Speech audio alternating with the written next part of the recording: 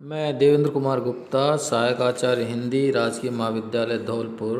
मेरे इस YouTube channel में आप सभी बीए भाग तृतीय में अध्ययनरत हिंदी साहित्य के विद्यार्थियों का स्वागत है।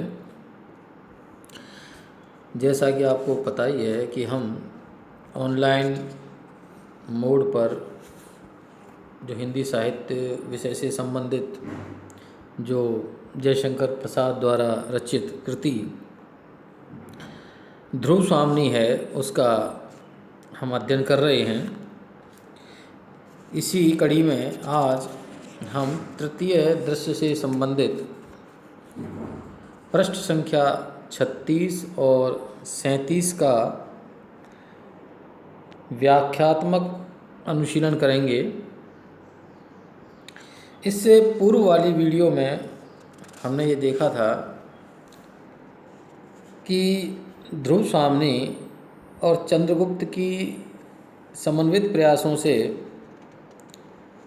शकराज जो है उसका वध कर दिया जाता है और उसके उपरांत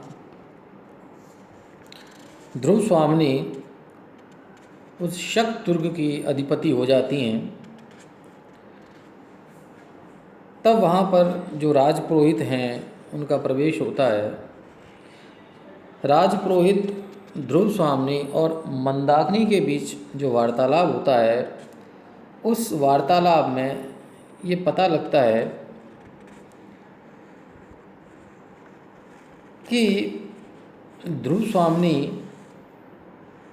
ये स्वीकार कर लेती हैं कि वो इस शक दुर्ग के अंतर्गत महादेवी पद पर प्रतिष्ठित नहीं हैं, क्योंकि जिस रानी को राजा उपहार स्वरूप एक दूसरे शासक को देने के लिए उद्यत हो जाता है, भेज देता है, तो उसकी जो वर्तमान परिस्थिति है वो बदल जाती है। और इस बदली हुई परिस्थिति में निश्चय ही उसके अधिकार स्वयं में परिवर्तित हो जाते हैं। पुरोहित द्वारा ये कहना कि मुझे एक इस मारकाट के बाद या ये जो इतने बड़ा उपद्रव हुआ है उसकी शांति करने के लिए स्वास्थ्ययन करने के लिए स्वास्थ्ययन जो है करने की आवश्यकता है। तो ध्रुव स्वामिनी का ये कहना कि इतने नरसंहार के बाद क्या वास्तव में आपका स्वास्थ्ययन मुझे शांति प्रदान करेगा? मंदाकिनी, आर्य आप बोलते क्यों नहीं? आप धर्म के नियामक हैं। जिन स्त्रियों को धर्म बंधन में बांधकर उनकी सम्मति के बिना आप उनका सब अधिकार छीन लेते हैं, तब क्या धर्म के पास कोई प्रतिकार, कोई संरक्षक नहीं रख छोड़ते जिससे वे स्त्रियाँ अपनी आपत्ति में अवलंब मान सकें? प्रसाद जी ने यहाँ मंदाकिनी से भारतीय समाज में स्त्री की जो दशा है उस दशा के बारे में चर्चा की है। एक स्त्री जब उसका विवाह कर दिया जाता है, विवाह उपरांत उसके क्या अधिकार हैं, इन अधिकारों को लेकर के कभी समाज में कोई चर्चा नहीं की जाती। और यही कारण है कि स्त्री की जो दशा है वह दशा दिन प्रतिदिन गिरती चली जा रही है और उसे केवल मात्र एक संसाधन का पद प्राप्त हो गया है। वह जब कभी अपने अधिकारों के लिए आवाज़ उठाती है तो उसकी आवाज़ को दबाया जाता है और समाज में उसकी जो परिस्थिति है वो पुरुष की तुलना में दोयम दर्जे पर मानी जाती है। इसी संदर्भ में मंदाकिनी पुरोहित से, जो राजपुरोहित हैं, उनसे पूछ रही हैं कि आप धर्म के नियामक हैं, अर्थात क्या धर्म है क्या अधर्म है, इसका निर्णय करना आपके अधीन है। आप विवाह के धर्म बंधन में बांध करके, और क्योंकि स्त्री की सम्मति हो अथवा ना हो, ये आज भी आवश्यक नहीं है कि विवाह करने के लिए उस स्त्री का राजी होना, अपनी मर्ज़ी से राजी होना आवश्यक है। इस पर आज भी संदेह है, क्योंकि विवाह करने वाले जो लोग हैं वह स्त्री को कभी कभी बलपूर्वक ज़बरदस्ती उसकी इच्छा के विरुद्ध भी उसकी शादी कर देते हैं। वैसी परिस्थिति में जो एक स्त्री का जो अधिकार है वह अधिकार उससे छिन जाता है। उनकी सम्मति के बिना आप उनका सब अधिकार छीन लेते हैं, तब क्या धर्म के पास कोई प्रतिकार, कोई संरक्षक नहीं रख छोड़ते जिससे वे स्त्रियाँ आपत्ति में अवलंब मांग सकें। तो स्त्री के लिए कोई एक कानून ऐसा होना चाहिए जिससे जब उस पर समस्याओं का दौर चले तो वह उस दौर में अपने आप को सुरक्षित बनाए रखे। क्या भविष्य में सहयोग की कोरी कल्पना से उन्हें आप संतुष्ट रहने की आज्ञा देकर विश्राम ले लेते हैं? किसी पुरुष के साथ विवाहित हो जाने पर यह मान के चलना कि अब वह सुखपूर्वक अपना जीवन यापन कर सकेगी और उसका जीवन उसी रफ्तार से चल सकेगा या उससे भी अधिक रफ्तार से चल सकेगा जिस रफ्तार पर वह चल रहा था, ये एक कोरी कल्पना है या फिर वास्तव में ये सत्य के अनुकूल है? पुरोहित नहीं, स्त्री और पुरुष की परस्पर विश्वासपूर्वक अधिकार रक्षा और सहयोग ही तो विवाह कहा जाता है। विवाह को परिभाषित करते हुए पुरोहित कहते हैं कि विवाह आपसी सहयोग और एक दूसरे के अधिकारों की रक्षा, एक ऐसा बंधन जहाँ स्त्री पुरुष के अधिकारों को संरक्षित करती है और पुरुष स्त्री के अधिकारों को संरक्षित करता है और वह एक दूसरे को सहयोग प्रदान करते हैं।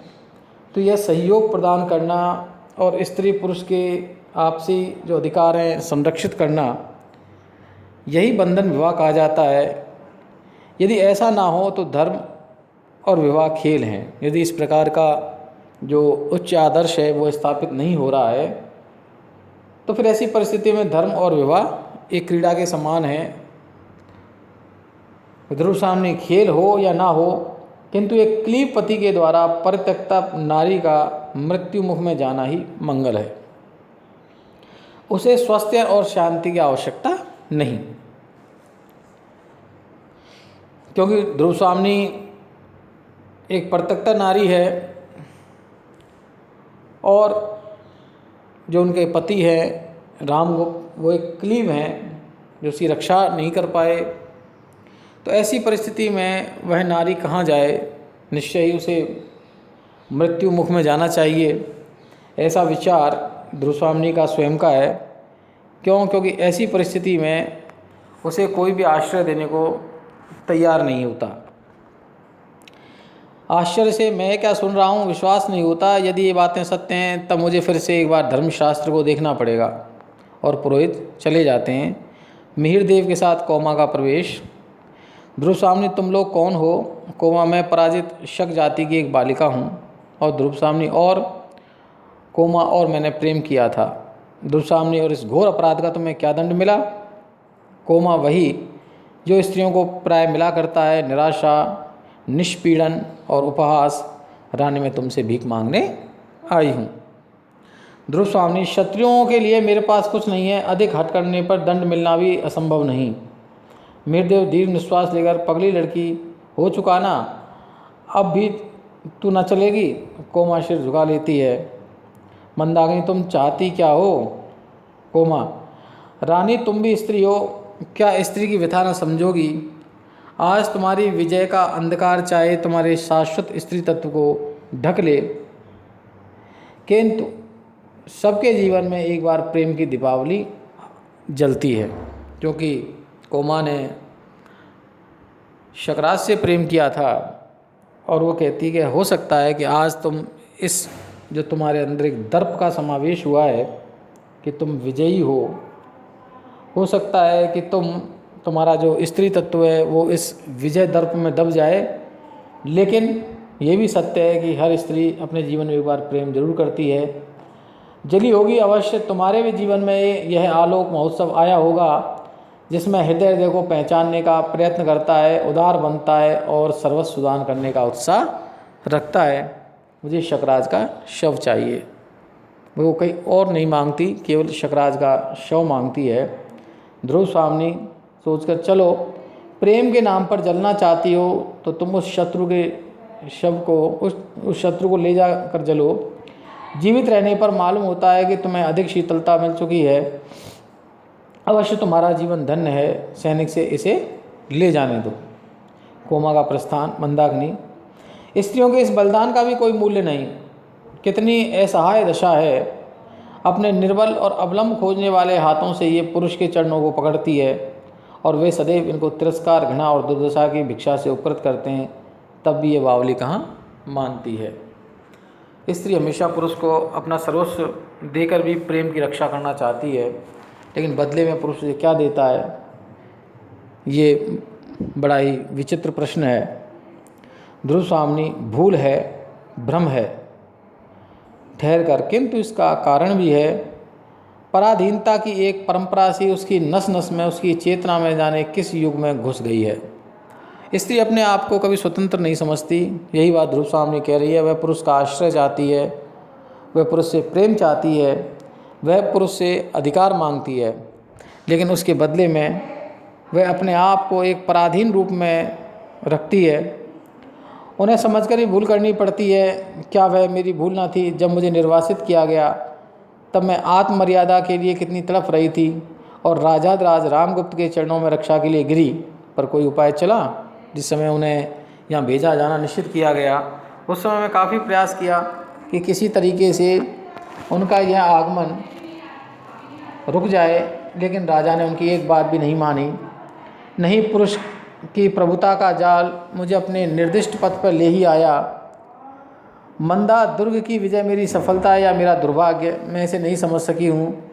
राजा से मैं सामना करना नहीं चाहती। पृथ्वी तल से जैसे एक साकार घृणा निकलकर मुझे अपने पीछे लौट चलने का संकेत कर रही है।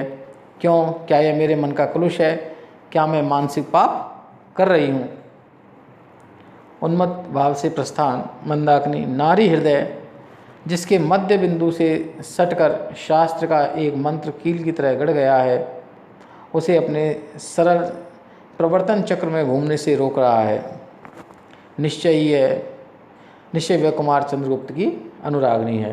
कहीं ना कहीं मंदाकिनी को यह पता लग चुका है कि ध्रुव स्वामिनी चंद्रगुप्त से प्रेम करती है। चंद्रगुप्त सहसा प्रवेश करके, कौन मंदा? मंदाकिनी, अरे कुमार, अभी थोड़ा विश्राम करते हैं। चंद्रगुप्त बैठते, विश्राम? मुझे कहाँ विश्राम, मैं अभी यहाँ से प्रस्थान करने वाला हूँ। मेरा कर्तव्य पूरा हो चुका, अब यहाँ मेरा ठहरना अच्छा नहीं। मंदाकिनी, किंतु भाभी की जो बुरी दशा है, एक ऐसे पुरुष के रूप में जो पुरुष किसी पर अपना अधिकार नहीं रखना चाहता, और एक आदर्श पुरुष है जो प्रेम करता है लेकिन उस प्रेम तक को त्याग देता है, जो राजोचित गुणों से पूरी तरह से युक्त है लेकिन फिर भी राजा नहीं बनता। ऐसे चंद्रगुप्त ने अपनी सहायता से ध्रुव स्वामिनी की जो रक्षा की है और उसके जो स्त्रीत्व है उसका मान रखा है। क्योंकि अब ये कार्य पूर्ण हो चुका है, इसलिए वो जाने के लिए उद्यत है। इस संपूर्ण अंश में प्रसाद जी का जो दृष्टिकोण है वो स्पष्ट है कि वे नारी की तत्कालीन जो दशा है और विवाह क्या है। एक प्रश्न यहाँ उपस्थित होता है कि वास्तविकता में विवाह क्या है? क्या विवाह स्त्री और पुरुष के बीच बलात् ठहराया जाने वाला एक बंधन है, या विवाह एक सहयोग और प्रेम की बीच से कहीं उसका रास्ता बनता है, जहाँ दोनों एक दूसरे को चाहते हैं और एक दूसरे के अधिकार और कर्तव्यों से भलीभांति परिचित होते हैं, तो इस जो प्रश्न है, इस प्रश्न का जो हल है वहाँ ढूंढने की एक कोशिश है। दूसरा, स्त्री की वर्तमान परिस्थिति क्या है, स्त्री क्या है, उसे क्या होना चाहिए, क्या उसके कुछ अधिकार ऐसे हों जो उसे सुख प्रदान कर सकें, इस सब पे चर्चा करना भी यहाँ प्रसाद जी का उद्देश्य रहा है। मेरे इस वीडियो में इतना ही। इससे अगले वीडियो में हम इससे आगे की जो अंश हैं उन पर चर्चा करेंगे। तब तक के लिए धन्यवाद।